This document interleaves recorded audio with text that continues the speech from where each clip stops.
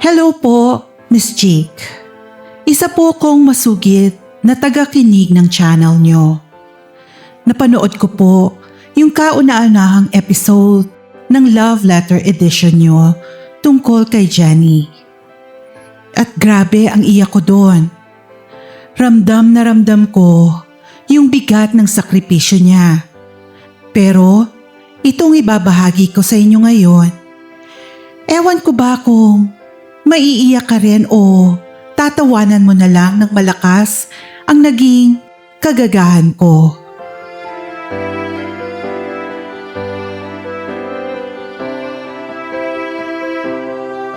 Tawagin mo na lang akong Kay. 24 years old, isang graphic designer na feeling ko na-design ng tadhana para maging isang malaking clown sa larangan ng pag-ibig. Gusto ko sanang simulan ng kwento ko sa kung paano ako naging tanga at bulag-bulagan sa loob ng 3 taon. 3 taon, Miss Jake. 3 taon kong naging boyfriend si Jason. Kung i-describe ko si Jason ngayon, siya ay isang certified walking, talking red flag na nakasuot ng sando na hapit para lang bumakat ang abs at chest niya. Isa siyang gym rat. Oo, yung tipong lalaki na mas mahal pa yung whey protein, creatine, at pre-workout powder niya kesa sa akin. Ang buong buhay niya, ang buong pagkatao niya ay umiikot sa macros, bulking, cutting, calorie deficit, at kung ano-ano pang gym terms na kabisado ko na rin yata dahil araw-araw, minu-minuto, ayan lang ang bukang bibig niya. Hindi naman siya ganyan nung una kaming magkakilala. 4th year college pa lang kami nang maging kami. Noong panahong yon, payat pa si Jason. Medyo totoy patignan at tahimik lang. Sabay kaming gumawa ng mga thesis, sabay kaming kumakain sa mga murang karinderya sa labas ng university, at sweet na sweet siya sa akin. Ako yung naging cheerleader niya sa lahat ng bagay. Nang mag-graduate kami at makapasok siya sa una niyang trabaho, medyo na-insecure siya sa katawan niya dahil ang lalaki ng katawan ng halos lahat ng katrabaho niya. Doon siya nagsimulang mag-gym.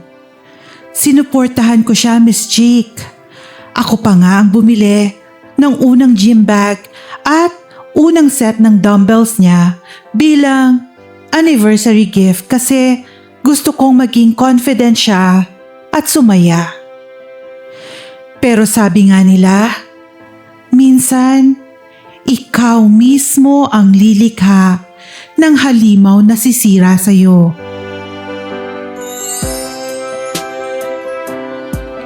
Nang magsimulang lumaki ang katawan niya, lumaki rin pati ang ego at ulo niya. Habang nagkakaroon siya ng muscles, unti-unti namang nawawala ang oras, lambing, at atensyon niya sa akin. Nakakatuwa naman noong una kasi naging health conscious siya at nawala ang mga bisyo niya. Pero habang tumatagal, nagiging obsessive na siya na halos wala na sa lugar.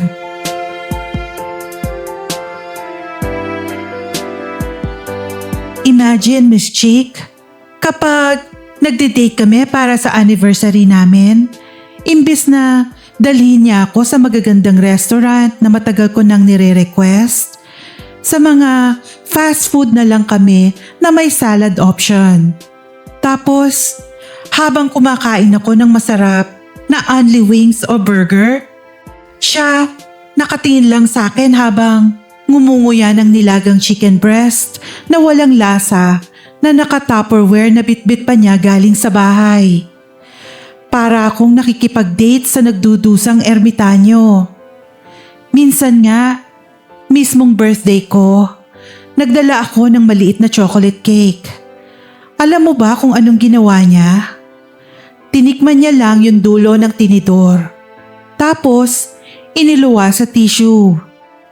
Sabi niya, "Babe, sorry strict ang diet ko ngayon eh. Masisira yung macros ko dyan sa sugar mo. Baka mawala ang cuts ko sa tiyan." Ang sarap i-shoot ng buong cake sa pagmumukha niya noong araw na yon. Pati ang mga dahilan niya kung bakit hindi kami magkasama, laging nakakonekta sa gym. Aayain ko siya manood ng sine sa weekend. Ang sagot niya, "Babe, leg day ko ngayon. Bawal ma-miss. Kapag na-miss ko to, liliit ang binti ko. Magmumukha akong manok." Aayain ko siyang mag-dinner sa labas kasama ang pamilya ko. Ang isasagot niya, "Babe, kailangan kong matulog ng maaga para sa muscle recovery. Alam mo namang mahalaga ang 8 hours of sleep ko pag nagbo-bulk, diba?"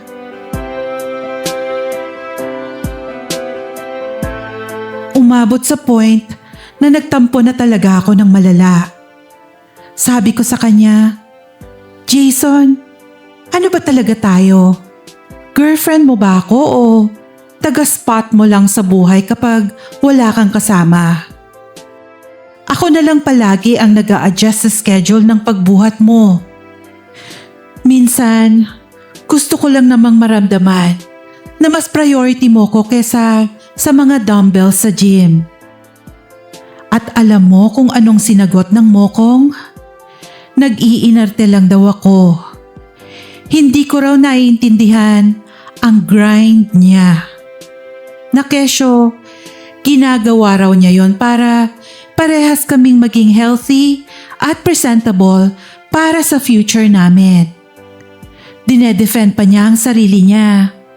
Nabuti nga raw, sa gym siya na adik at hindi sa bisyo, sa sugal o sa babae. Naniwala ako sa palusot na yon. Dahil mahal kong buwisit na yon, hinayaan ko.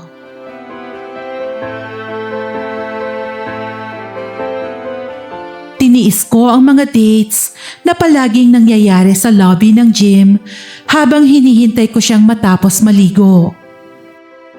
Tiniis ko na tuwing mag-holding hands kami, parang kalyo ng kalabaw ang nahahawakan ko dahil sa kabubuhat niya ng mabibigat na walang gloves. Naging mabuti at understanding akong girlfriend, Miss Chick. Sinusuportahan ko siya hanggang dulo. Ako pa minsan ang taga-check out ng mga pre-workout drinks at gym sando niya sa Shopee para hindi na siya maabala.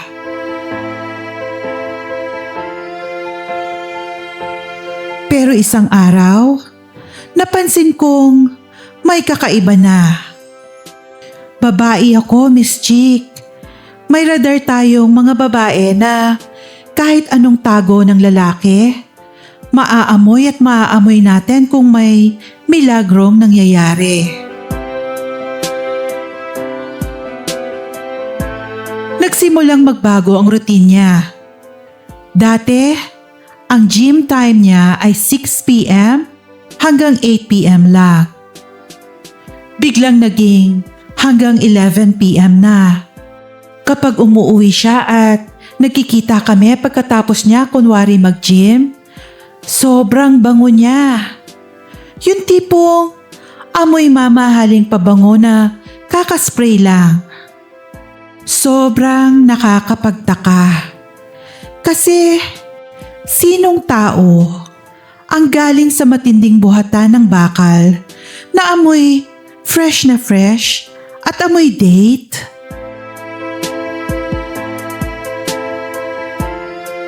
Tapos, naging sobrang higpit at protective siya sa cellphone niya.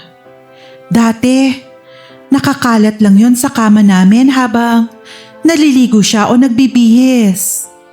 Ngayon, pati pag-ihi at pagdumi niya sa banyo, bit-bit niya yung phone. Kapag nilalapag niya sa lamesa, habang kumakain kami, palaging nakataob. Ang lock screen niya, nagbago pa. Mula sa picture naming dalawa na kuha noong nagburakay kami para sa second anniversary namin, naging picture na lang ng sarili niyang abs at biceps sa harap ng salamin ng gym locker room. At dito na pumasok sa eksena ang babaeng kinamumuhian ko ng higit sa lahat. Si Bridget. Nakikita ko si Bridget sa mga Instagram stories ni Jason. Isang maputing babae, makinis, palaging nakasuot ng hapit na yoga pants at sports bra na parang kulang na lang ay pumutok. Ang laging caption ni Jason kapag kasama niya ito sa video ay leg day with my favorite gym buddy o kaya thanks for the spot partner. #grind never stops. Noong una kong usisain kung sino yon, pinagtawanan lang ako ni Jason. Sabi niya, "Babe, ano ka ba? Huwag kang praning. Gym buddy ko lang si Bridget. Inaalalayan ko lang yung form niya sa squats kasi bago pa lang siya sa lifting. Tsaka bro code na kami niyan sa gym. Parang lalaki na rin yan. Walang mali siya yun." Parang lalaki? Kung makayakap kay Jason sa mga group pictures nila after workout, akala mo linta na ayaw mabitiwan. At anong klaseng lalaki ang naglalike ng bawat bikini picture ng bro niya sa Instagram? Pero dahil ayokong magmukhang nag-iinarte, toxic at praning na girlfriend na walang tiwala, kinimkim ko na lang yung selos ko.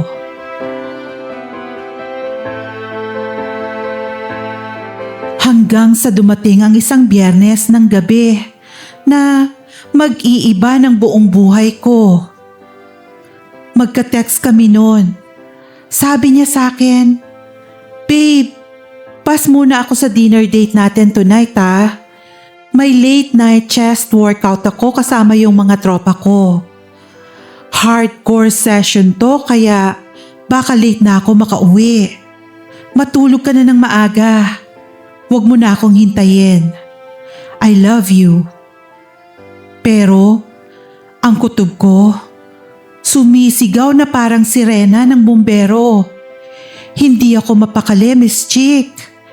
Kumakabog ang dibdib ko habang nakatitik sa message niya. Tiningnan ko ang Instagram ni Bridget. At nakita ko na nag-post ito ng story. Isang picture ng pre-workout drink niya sa loob ng isang pamilyar na sasakyan. Ang caption niya, "Late night pump with my fave. Shush emoji." Hindi ako pwedeng magkamali. Kuha yung picture sa loob ng sasakyan ni Jason. Kilalang kilala ko ang dashboard na yon dahil ako ang bumili ng air freshener na nakasabit doon. Nagbihis ako agad. Kinuha ko ang jacket ko at nag-book ako ng Grab papunta sa gym na laging pinupuntahan ni Jason. Pagdating ko doon, mag-aalas 11 na ng gabi. Sarado na ang karamihang establishment sa paligid at madilim na ang kalsada. Tahimik na rin sa loob ng gym. Pero sa malayong sulok ng madilim na parking lot, nakita ko ang kotse niya. Isang lumang Honda Civic na pilit niyang pinapogi gamit ang maiingay na tambucho na rinig mo hanggang kabilang barangay. Nakapatay ang makina, pero nakabukas ang mga bintana ng bahagya. Bumaba ako ng Grab. Dahan-dahan akong lumapit. Parang si Cardo Dalisay lang ang peg na may top secret na misyon. Miss Chick, literal na nakasquat ako habang naglalakad sa pagitan ng ibang mga nakaparadang sasakyan para lang hindi niya ako makita mula sa side mirror niya. Wala akong pakialam kahit mukha akong magnanakaw na gumagapang sa simento. Kailangan kong makita kung anong late night chest workout ang ginagawa ng hayop na to sa loob ng sasakyan. Paglapit ko ng husto sa kotse niya, umurong ang lahat ng dugo sa katawan ko. Muntik na akong manghina at mapaupo sa malamig na semento. Nakita ko si Jason. At maniwala ka sa akin, Miss Chick. Hindi pair of dumbbells ang inaatupag niya kundi ang dalawang bundok ng babae sa harap niya. Nakaupo sa lap niya ang isang babae nakasuot ng itim na yoga pants pero walang saplot pang itaas. Pareho pa silang humahalinghing, Miss Chick. Ang babae, walang iba kundi ang kanyang paboritong gym buddy, spotter at bro na si Bridget. Nanginginig ang buong katawan ko. Parang may pumipiga sa puso ko na hindi ko maintindihan. Gusto kong sumigaw. Gusto kong umiyak. Gusto kong buksan ang pinto at kaladkarin yung Bridget sa buhok niya palabas ng kotse. Totoo nga, the grind never stops, pati sa parking lot. Inaalalayan daw ang form. Ibang form pala ang inaalalayan ng hayop. Hindi ko alam kung anong espiritu ang sumanib sa akin noong oras na yon. Imbes na umiyak ng tahimik at tumakbo palayo gaya sa mga nakakaawang bida sa pelikula, umiral ang pagka-iskandalosa at gigil ko. May bitbit pa naman akong malaking 32-ounce protein shaker cup na binili ko sana para sa kanya bilang surprise anniversary gift. Bago ako pumunta doon, tinimplahan ko pa yon ng paborito niyang iced pre-workout drink flavor na cookies and cream. Puno yon ng napakalamig na tubig at maraming yelo. Pumikit ako, huminga ng malalim at nag-ipon ng lakas. Tumayo ako ng tuwid at naglakad palapit sa mismong bintana niya. Kumatok ako ng napakalakas sa bintana ng kotse. Gulat na gulat silang dalawa. Halos tumalon si Bridget papunta sa passenger seat. Nagkukumahog itago ang sarili. Si Jason naman ay nataranta na ayusin ang t-shirt niya at hanapin ang susi niya sa kalagitnaan ng dilim bago niya ibinaba ang bintana ng tuluyan. Nang makita niya ako, literal na namutla siya. Para siyang nakakita ng multong hindi nakapag-cardio ng 10 taon. Mautal-utal pa siya. Sabi, "Kay, anong ginagawa mo dito? Paano ka napunta dito?" Dilat na dilat ang mga mata niya habang pinagpapawisan ng malamig. Tiningnan ko si Bridget na nasa kabilang upuan. Pilit na nagtatago sa likod ng buhok niya at nagkukunwaring naghahanap ng kung ano sa loob ng maliit niyang gym bag.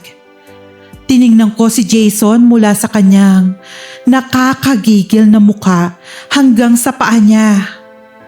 Sabi ko, Kaya pala late night chest workout ha, Jason?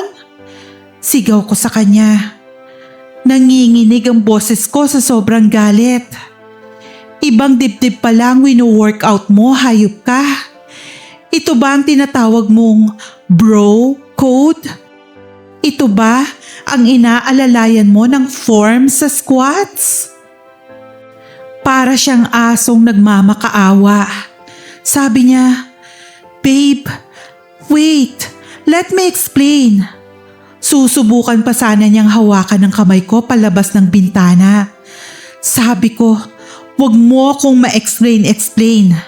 Tapos, binuksan ko ang takip ng malaking protein shaker cup ko at nang walang pag-aalinlangan, buong puwersa at buong gigil kong sinaboy sa pagmumukha nilang dalawa ang napakalamig, malagkit at nagyayelong cookies and cream na inumin.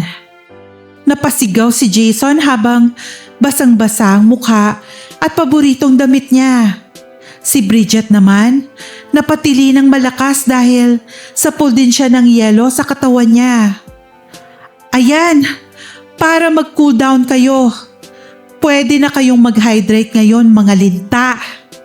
Sigaw ko sa kanila bago ko binalibag ang mismong baso sa dashboard niya na gumawa ng malakas na kalabog.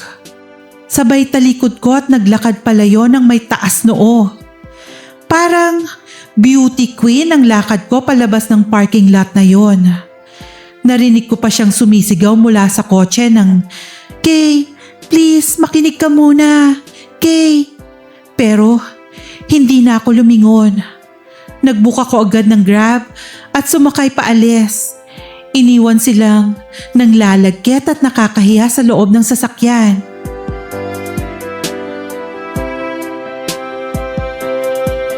Pero Miss Chick, noong nasa loob ako ng Grab at tahimik na ang paligid, doon gumuho ang lahat ng katapangan ko.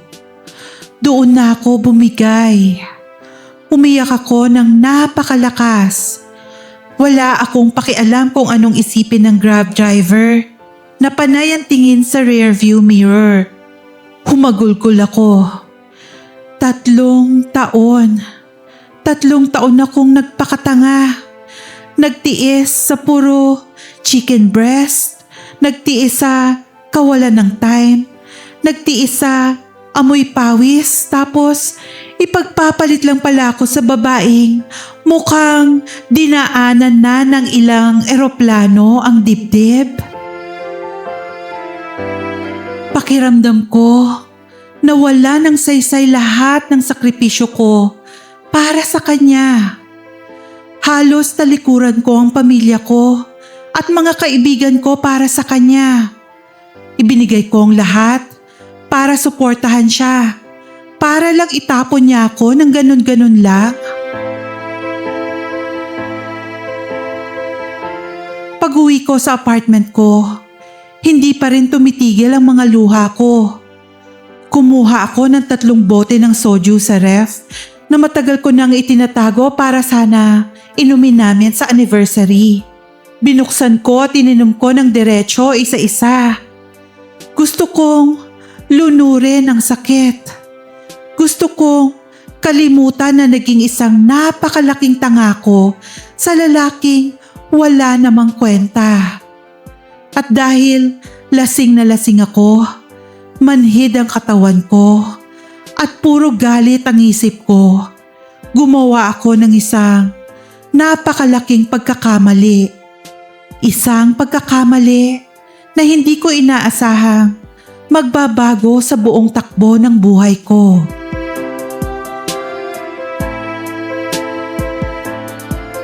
Kinuha ko ang cellphone ko mula sa kama. Tiningnan ko ang mga luma naming pictures sa gallery ko. At lalo lang akong nagalit. Gusto kong isumbat sa kanya lahat ng galit ko. Lahat ng insultong hindi ko nasabi sa parking lot dahil sa sobrang bilis ng pangyayari. Pero dahil nanlalabo na ang paningin ko sa kalasingan at sa luha at nanginginig ang mga daliri ko Kaya tinatamad akong mag-type ng mahaba. Nag-record ako ng voice message sa Viber. Isang napakahabang 5 minutong voice message na puno ng mura, hikbi, at mga punchlines na ewan ko kung saan ko nahugot sa kalasingan ko. Inilabas ko ang lahat ng puot sa dibdib ko. Ang sabi ko sa voice note ko habang humihikbi at sumisinghot, "Hoy Jason, hayop ka. Akala mo ba ang gwapo-gwapo mo para lukohin ako ng ganito? Mukha ka namang paa na tinubuan ng biceps. Isaksak mo sa baga mo yung whey protein mo hanggang sa magsuka ka ng puro bula.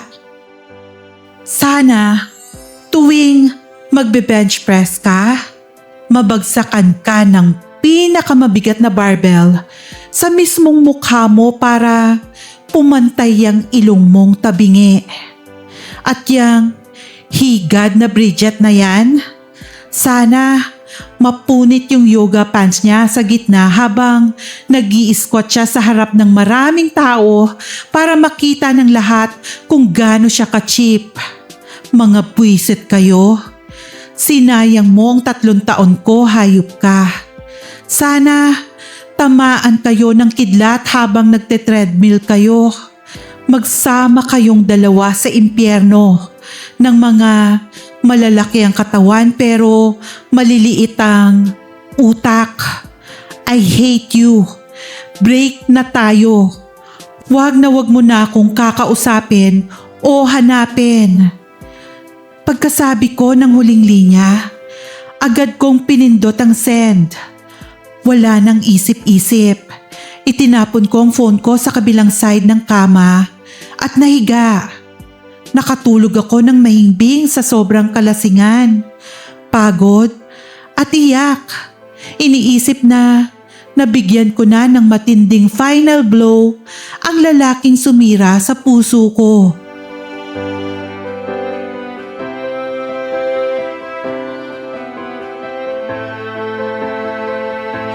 Kinabukasan, nagising ako na parang binibiyak ang buong ulo ko. Hangover na malala. Unti-unti kong idinilat ang mga mata ko. Naghilamos at kinuha ko ang phone ko para tingnan kung nag-reply ba ang hayop kong ex sa sumpa ko sa kanya. Handa na sana akong makipagbardagulan ulit. Pero pagbukas ko ng Viber, napakunot ang noo ko. Ang contact na nasendan ko ng napakahabang voice message ay hindi nakapangalan kay Jason Babe. Nakasend ito sa isang unsaved number.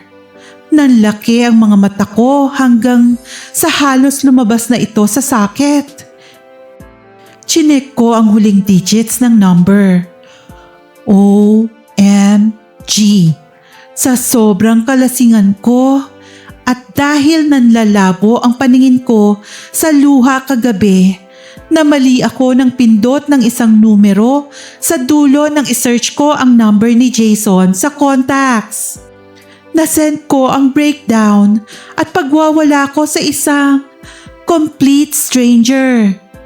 Lupa, kainin mo na ako ngayon din. Gusto kong mag-deactivate ng buhay ng oras na yon. Susubukan ko sanang i-delete at i-unsend yung message pero huli na ang lahat. May scene na sa baba. At hindi lang yon, Miss Chick. May reply na voice message na 30 seconds mula sa unsaved number. Nanginig ang mga daliri ko habang pinindot ko ang play. Inasahan ko na mumurahin ako ng kung sino man ang nakatanggap nito dahil inistorbo ko ang gabi at tulog niya sa mga litanya ko. Pero laking gulat ko ng isang malalim, mahinahon at natatawang boses ng lalaki ang narinig ko. Sabi sa voice message, "Hi miss, good morning. First of all, are you okay? Second, I just want to say that your curse words are very creative. Medyo sablay lang yung delivery mo dun sa part ng protein shake.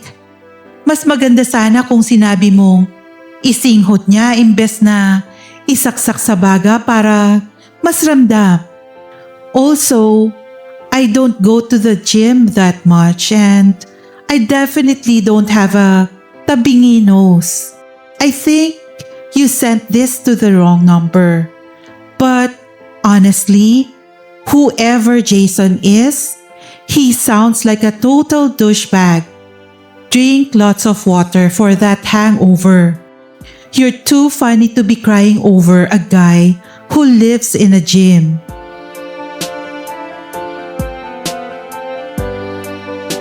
Miss Jake, literal na nalaglag ang pangako. Imbis na mahiya ng sobra, bigla akong natawa. Nakalimutan ko saglit yung sakit ng ulo ko. Ang sarap pakinggan ng boses niya. Parang boses ng DJ sa radyo sa kalagitnaan ng gabi. Walang halong inis na naistorbo siya. Puro amusement at concern lang. Kaya, nag-reply ako. Nag-sorry ako ng paulit-ulit. At pinaliwanag na lasing lang ako at nahuli ko ang ex kong nag-cheat sa parking lot. Inasahan ko na doon na matatapos ang conversation namin. At isa na lang itong nakakatawang kwento na itatago ko. Pero nag-reply uli siya. Sabi niya, "Don't be sorry. It made my night actually. I'm Dan, by the way. Your accidental therapist for today." At doon na nga po nag-umpisa ang lahat. Si Dan ang naging unexpected confidant ko. Araw-araw kaming magka-text. Nalaman kong 28 years old siya at isang architect. Napakatalino niya. Sobrang witty. At ang galing niyang magbigay ng advice. Habang si Jason ay maya't maya ang tawag at nagmamakaawa na balikan ko siya na agad kong binlock sa lahat ng accounts ko. Si Dan naman ang naging personal breakup coach ko. Kapag inaatake ako ng lungkot o naiisip kong i-stalk ang social media ni na Jason at Bridget, ititext ko si Dan. Sabi ko, "Dan, gusto ko siyang i-message. Gusto kong itanong kung anong kulang sa akin para ipagpalit niya ako." Then, sagot naman niya, "Kay, the only thing missing from you is your common sense right now. Do not text that protein powder addict. Go watch a funny movie or better yet, call me." At tumatawag nga siya. Umaabot ng madaling araw ang tawag namin. Pinapatawa niya ako. Kinukwento niya ang mga nakakabaliw niyang kliyente sa architecture firm nila at kinukwento ko naman ang mga designs at stress ko sa trabaho. Sabi niya sa akin, wala daw siyang social media. Viber at WhatsApp lang daw para sa trabaho. Kaya never pa kaming nagkita o nagsenda ng picture sa isa't isa. Pero, Miss Jake, sa loob ng 2 buwan na araw-araw kaming magkausap, unti-unti kong nakalimutan si Jason. Naka-move on ako sa panloloko ng ex ko dahil nahulog ako sa isang lalaking kahit hindi ko pa nakikita ang mukha, nakilala ko naman sa pamamagitan ng mga salita, ng panunukso at ng tawa niya. Na-develop ako kay Dan, Miss Chick. Gustong-gusto ko na siyang makita in person. Gusto kong alamin kung may spark din ba sa personal at kung posible bang maging kami. Isang gabi, naglakas loob akong magtanong sa kanya sa chat. Sabi ko, Dan, 2 months na tayong magkausap. Pwede ba tayong magkita? Gusto sana kitang i-treat ng kape bilang thank you sa pagsalo mo sa kabobohan ko nung unang gabi. At saka gusto na talaga kitang makilala in person. Medyo matagal bago siya nag-reply. Parang kinabahan ako sa haba ng typing indicator niya na lumalabas sa screen. Then, yung reply niya, sabi, Kay, I want to. I really do enjoy talking to you. You've been a breath of fresh air. But there's something I need to tell you. I've been meaning to say this, but I didn't want to add to your stress while you were heartbroken. Kinabahan ako ng matindi, Miss Chick. Anong ibig niyang sabihin? May asawa na ba siya? May sakit? Baka naman, scammer siya na nasa kulungan? So, tinanong ko, ano yun, Dan? Pwede mong sabihin sa akin. Kasunod nun, nag-send siya ng isang link. Link ito ng isang Instagram profile. Naka-public. Sabi niya, "This is my real IG account. Just look at it first." Nanginginig ang mga kamay ko nang i-click ko ang link. Bumukas ang Instagram app. Totoo nga, siya si Dan. Gwapo, matangkad, may itsurang professional architect talaga. Pero hindi ang mukha niya ang nagpatigil ng tibok ng puso ko. Ang bumulaga sa akin ay ang Instagram bio niya. Nakasulat doon, architect, dog lover, engaged to the love of my life. Engagement ring emoji at Sarah M. At ang pinaka-latest post niya, na i-post lang 2 araw ang nakalipas. Isang napakagandang prenup shoot sa beach. Nakayakap siya mula sa likod sa isang napakagandang babae na nakasuot ng puting dress. Ang caption niya, 6 months till I marry my best friend. I can't wait to spend forever with you.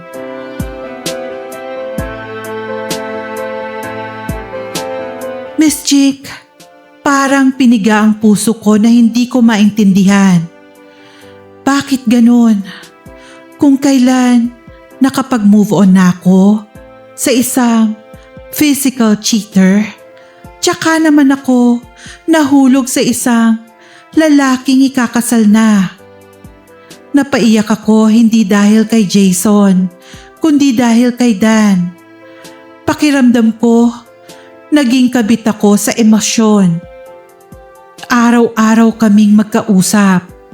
Madaling araw kaming magkatawagan, nagkukwentuhan ng mga pangarap sa buhay.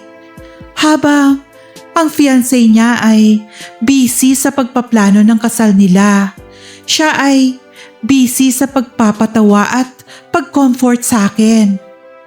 Bakit niya tinago? Nag-message ulit si Dan habang umiiyak ako. Sabi niya, Kay, I'm so sorry. I didn't mean to lead you on. When you sent that wrong message, I just wanted to help a stranger. But then, we clicked. You're amazing. And talking to you became the highlight of my stressful days. My fiancé and I have been having a lot of problems lately with the wedding planning, and you were my escape. But I am getting married. I have to commit to this. I'm sorry if I hurt you. Hindi na ako nag-reply, Miss Chick. 2 araw na ang nakakalipas at hindi ko binubuksan ang mga panibagong messages niya. Nakikita ko lang sa notifications na nagsusorry siya ulit. Ngayon, gulong-gulo ang isip ko. Mali ba na naging masaya ako sa kanya? Mali ba na umasa ako at inasahan kong may pupuntahan kami? Gusto ko siyang i-confront. Gusto kong sabihin sa kanya na ang unfair niya, na ginamit niya lang akong emotional band-aid habang may problema sila ng mapapangasawa niya. Gusto ko ring itanong kung may chance ba na hindi niya ituloy ang kasal niya para sa akin? Kasi ramdam ko, Miss Chick, ramdam kong may nararamdaman din siya sa akin. Hindi mo kakausapin ang isang tao araw-araw nang walang nararamdaman, di ba? Pero sa kabilang banda, natatakot ako na baka maging tulad ako ni Bridget. Baka maging third party ako na sumira ng isang relasyon na papunta na sa simbahan. Ano ang dapat kong gawin, Miss Chick? I-block ko na ba siya ng tuluyan nang walang paalam? O kakausapin ko siya para linawin ang lahat at baka sakali piliin niya ako? Sana po ay mapayuhan niyo ko bago pa ako tuluyang mabaliw at mag-record uli ng voice message na paniguradong hindi na wrong send. Nagmamahal at laging wrong send sa pag-ibig, Kay. Mapagpalang araw o gabi sa inyong lahat, mga kachika.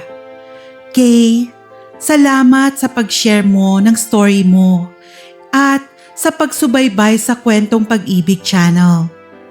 Sorry Kay, pero gusto ko sanang humalakhak ng bonggang-bongga doon sa part ng protein shaker na isinaboy mo sa mukha ng ex mong mukhang paa na may biceps.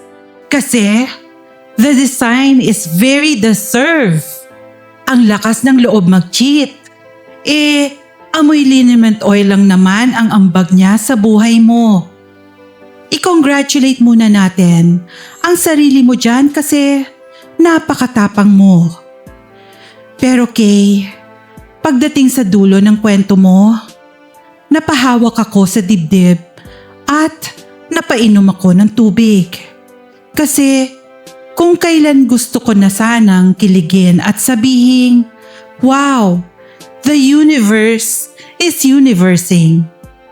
God works in mysterious wrong sense. Biglang may plot twist, prenup shoot, 6 months to go? Ano to? Pelikula na may halong suspense thriller? Kay, una sa lahat, huminga ka ng malalim. Ramdam ko yung pagkalito at yung sakit mo ngayon. Naiintindihan ko kung bakit ka nahulog. Vulnerable ka Broken-hearted ka. Feeling mo, ang pangit-pangit ng mundo mo noon. Tapos, biglang may pumasok na stranger na pinakinggan ka, pinatawa ka, at pinaramdam sa'yo na special at valid ka.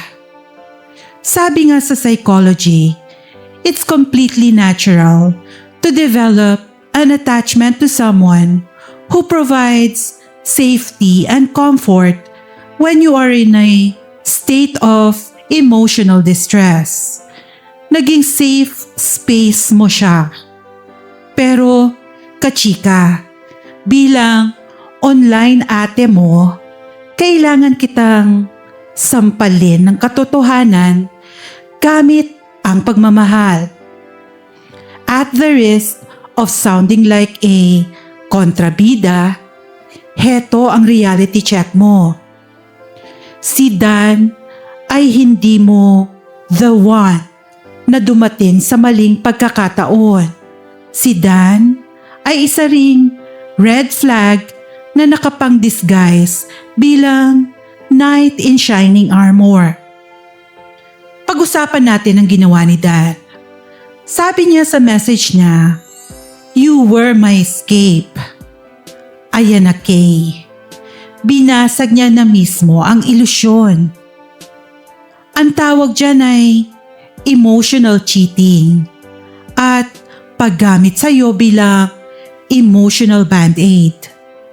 Habang ang fiancé niya ay stressed at busy sa pag-aasikaso ng kasal nila, pag-book ng catering at pag-aayos ng future nila, siya ay patagong nakikipag late night calls sa isang babaeng hindi pa niya nakikita para makuha ang kilig at validation ng walang responsibilidad.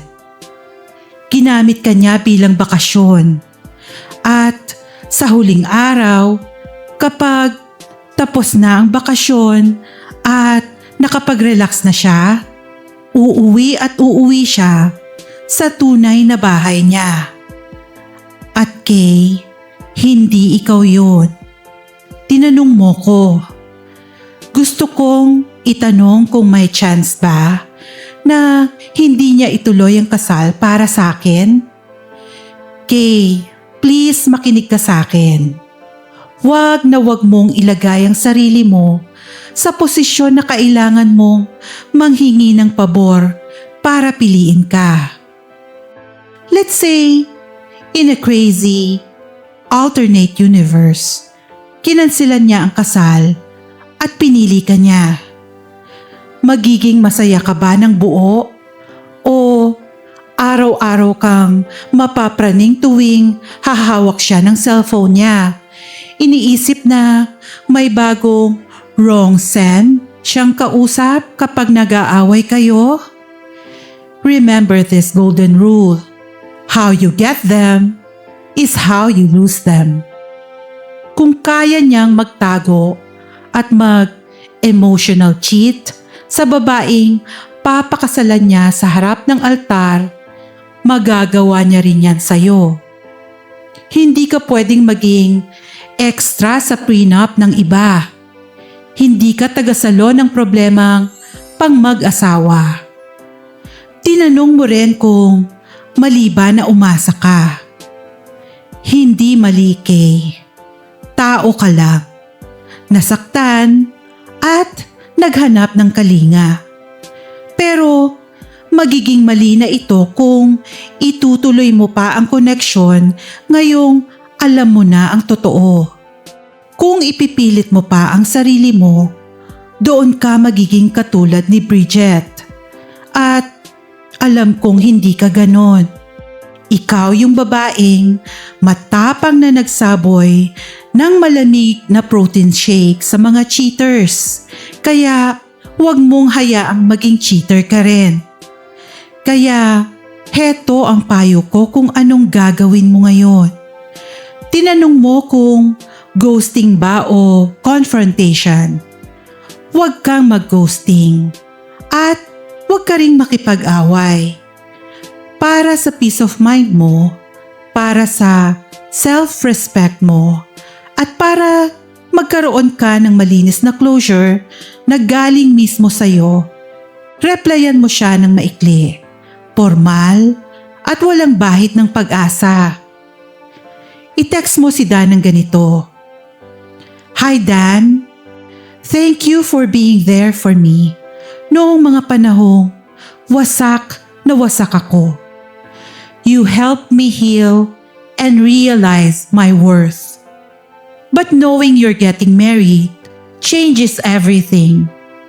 I respect myself too much to be someone else's escape or secret. Congratulations on your upcoming wedding. Please don't contact me again. Goodbye. Tapos, i-block mo na. Huwag mo nang hintayin ang reply. Huwag mo nang basahin kung magsusorry pa siya o magpapaliwanag. Block mo sa Viber, sa number, kahit sa GCash. I-block mo na para sure. Isara mo na ang kabanatang yon. Kailangan mong i-enforce ang boundaries mo. Kay, isipin mo na lang na si Dan ay ipinadala ng tadhana hindi para maging happily ever after mo, kundi bilang isang tulay. Siya yung naging tulay para makatawid ka mula sa impyernong relasyon mo kay Jason.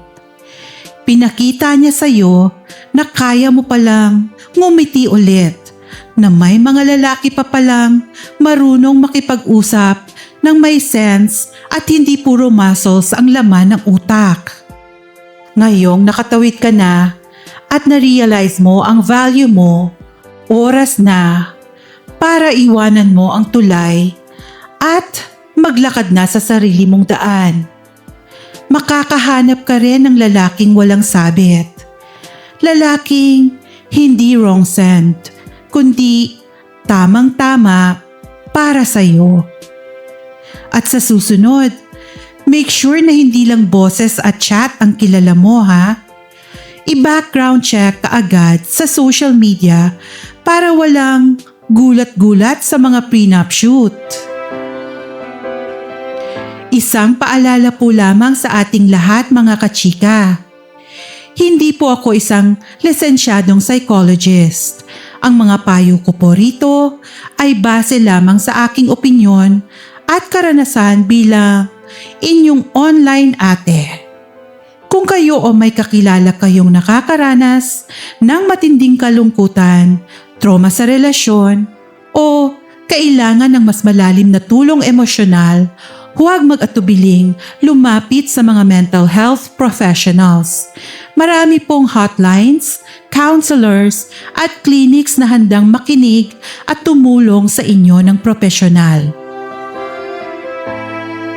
At diyan nagtatapos ang napaka roller coaster na kwentong pag-ibig natin for today. Sana ay medyo natawa kayo at natuto rin tayo sa karanasan ni Kay. Sa pag-ibig, minsan ang pinakamagandang desisyon ay ang paglalakad palayo sa sitwasyong alam mong magpapababa ng halaga mo. Maraming salamat sa inyong walang sawang pagsuporta. I-like at i-share nyo naman ang videong ito para makarating sa mga kachika nating kailangan din ng matinding sampal ng katotohanan. Mag-subscribe na rin kayo kung hindi pa. Ito ang inyong Miss Chick na nagpapaalala, kung hindi ikaw ang main character sa buhay niya, huwag kang pumayag na maging secret extra lang. At sa mga gustong ma-feature ang inyong story, magpadala lamang kayo ng love letter sa akin, ang inyong lingkod Miss Chick, dito sa YouTube channel o sa aking Gmail, misscheekvelasquez@gmail.com. That's MISSCHICVELASQUEZ@gmail.com. Hanggang sa susunod na kwento. Bye mga kachika! Ingat and God bless!